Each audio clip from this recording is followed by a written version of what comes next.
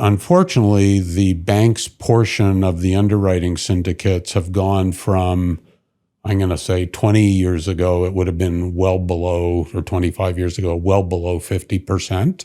To today, it would be closer to 90% plus, maybe 95%. And the syndicates that are led by the banks look a lot like their loan syndicates and debt syndicates, which basically shuts out all the independent dealers. And, that's the number one reason why there's less liquidity for small caps. There's less ability to research those companies. And, so you have a very, very consolidated industry.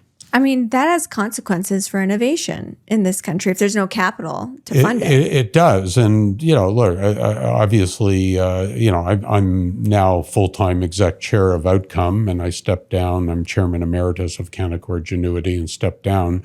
But, as a long-term industry participant, I don't think that's good for the Canadian capital markets. I don't think it's good for entrepreneurialism and innovation. And, it's nobody's fault per se. Everybody's doing, what's in their own interests.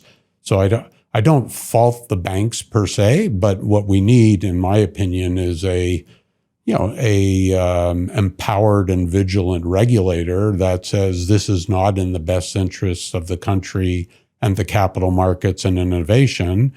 And, I can give you some pretty tangible ideas about how to deal with it, but to basically get back to where you could have many more independent investment dealers and competition and research and sales and trading. It doesn't work if there's only 6 banks left who basically do the same thing and basically trade with each other.